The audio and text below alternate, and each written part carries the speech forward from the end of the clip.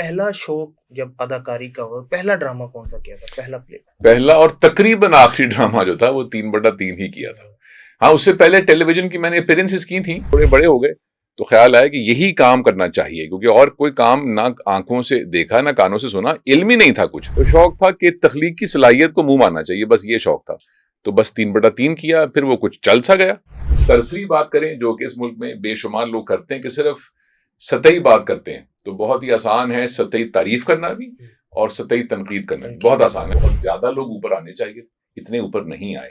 تو کیا اس نظام میں بہت کچھ ٹھیک ہونے والا ہے؟ اس میں لاتعداد چیزیں ٹھیک ہونے والی ہیں. 13-14 لاکھ روپے میں آپ کو ہر کسی کو ایک کاغذ کا ٹکڑا ملتا ہے. میرے پاس 2-3 ہیں، دیوار پہ چسپاں ہیں، تھے اب اتار دیے ہیں، اب پتہ نہیں کہاں ہیں. یہ بتائیے گا کہ سر آپ کا پہلا جو، اب جیسے آپ نے خود ہی بات کی کہ ڈاکٹر کا بچہ ڈاکٹر ہی بنتا ہے، تو آپ کو تو ٹی وی شروع سے آپ کے وراثت میں ملا ہے. تو پہلا شوق جب اداکاری کا ہوا، پہلا ڈرامہ کون سا کیا تھا، پہلا پلے؟ پہلا اور تقریباً آخری ڈرامہ جو تھا وہ 3/3 ہی کیا تھا.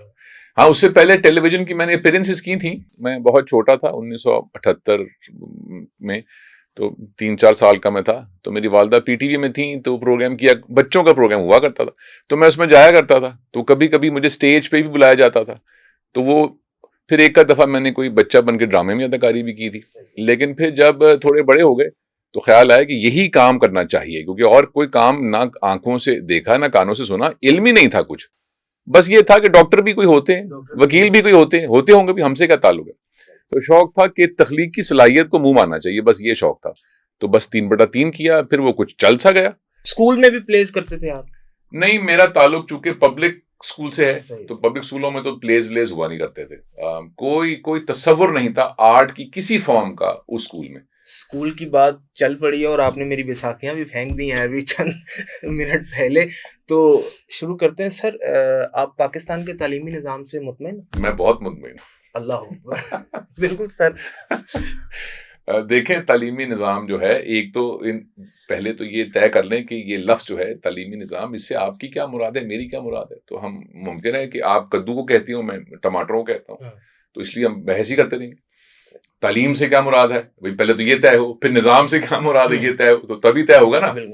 اگر سرسری بات کریں جو کہ اس ملک میں بے شمار لوگ کرتے ہیں کہ صرف سطحی بات کرتے ہیں، تو بہت ہی آسان ہے سطحی تعریف کرنا بھی اور سطحی تنقید کرنا بھی بہت آسان ہے. ابھی آپ نے میری تعریف کی کچھ دیر پہلے، سطحی سی تھی، میں آپ کی ٹانگ کھینچ رہا ہوں. تو بہت آسان کام ہے.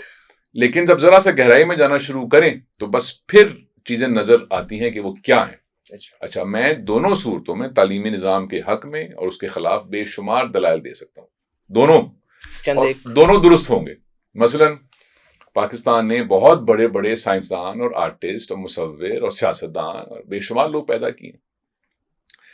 ہم نے کچھ سال پہلے تحقیق کی تھی کہ جتنے بھی لوگ بڑے بڑے ہیں، جتنے تو خیر نہیں، تو بہت بڑی کلیم ہو جائے گا، لیکن بے شمار بڑے بڑے لوگ جو ہیں، جو نامور ہیں دنیا میں، یہ سب کے سب گورنمنٹ اسکولوں کی پیداوار تھے، پرائیویٹ اسکول کی نہیں تھے پیداوار. تو یہ دلچسپ بات ہے. تو یہ ایک لحاظ سے جو تعلیمی نظام ہے اس کے حق میں ایک دلیل بن سکتی ہے کہ ایسا تو نہیں ہے کہ سارے کے سارے ہی ان پڑھ ہیں، ایسا تو نہیں ہے. اس میں سے ایسے سورما لوگ نکلے ہیں اور بے شمار، جنہوں نے دنیا میں نام کیا ہے، ہر شعبے میں، سائنس سے لے کے ادب تک میں. اچھا، اب ادھر آ جائیے.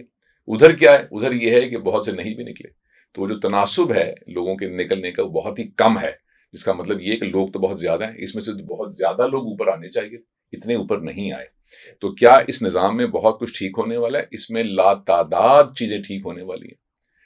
کیا اس کو نظام کہہ سکتے ہیں؟ پہلے تو یہ طے ہو کہ نظام کی ڈیفینیشن کیا ہے، تو پھر ہی طے کریں گے نا نظام کی ڈیفینیشن کیا ہے. تو اس سے پہلے جو لفظ ہے تعلیم، اس کی ڈیفینیشن کیا ہے بھائی؟